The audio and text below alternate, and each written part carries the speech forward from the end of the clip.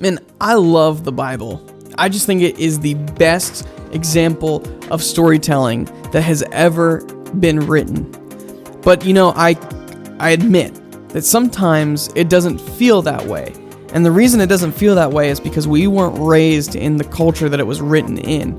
We understand all the deep symbolism that Netflix or movies or books that have been written in our culture throw out at us, but we don't actually grab onto readily the symbols that the authors try to portray in the Bible.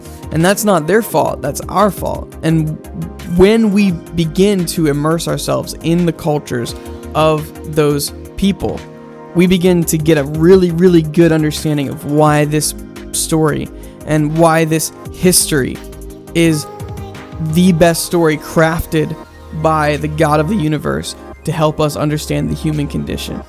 I'm Brad Tullis. Thank you for clicking on this video. Let's get into it.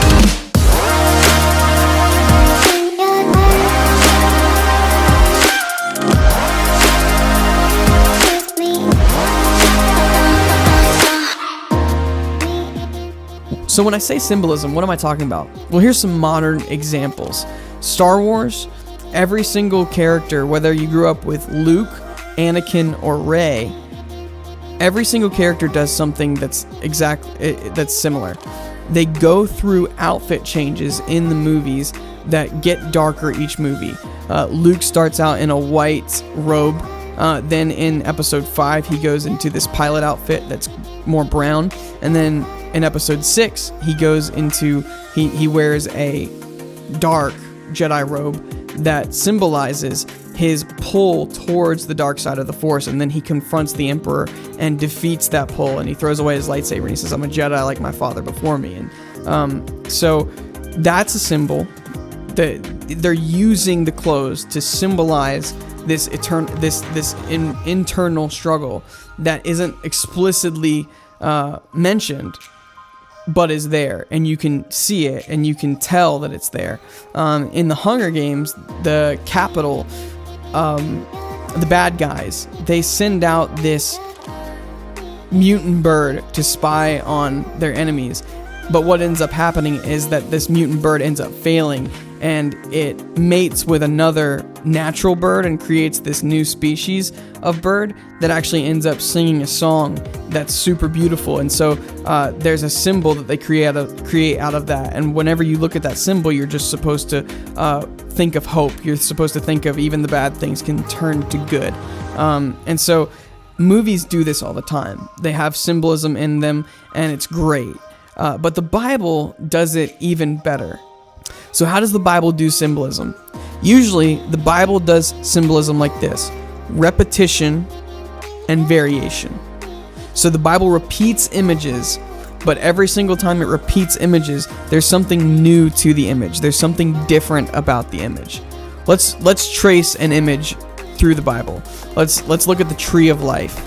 Now, the tree of life was in the Garden of Eden, and many scholars believe that the Garden of Eden was a mountain garden, and so this tree was God's life-giving power in the middle of the garden. Okay? So when the humans decide that they're not going to listen to God and they define everything else by their own terms, they go away from this tree and they're not allowed to eat of it. Now, in the second story with a tree, and what's really interesting is that the Hebrew word for tree is eitz, and it can mean all sorts of things like wood and bush. It's not just the word for tree like we have the word for tree. It's actually a word that can mean all sorts of things having to do with a tree, like the wood, like a bush. So this ark, Noah's Ark. So story number 2. Noah's Ark, a boat made of an eitz, made of a tree, made of the tree's wood, comes to rest upon a mountain where God saves the life of humanity. Okay? So he saves humanity. Even though he's destroying most of humanity, he's saving the bloodline of humanity through Noah in this ark. And so this ark is actually considered to be the tree of life. This is the tree which granted life to humanity, okay? So now we go to Abraham. And Abraham is commanded to sacrifice his son on the altar, right? And we go up the mountain with Abraham, and there's this wooden altar. And Isaac carries the wood up the mountain, just like Jesus is going to carry the cross, right? And so Isaac lays down on the wood for the altar, and God provides a lamb so that Isaac actually gets up out off the altar and doesn't have to be sacrificed. So God provides a way for the human to live upon the tree or upon the wood on top of the mountain.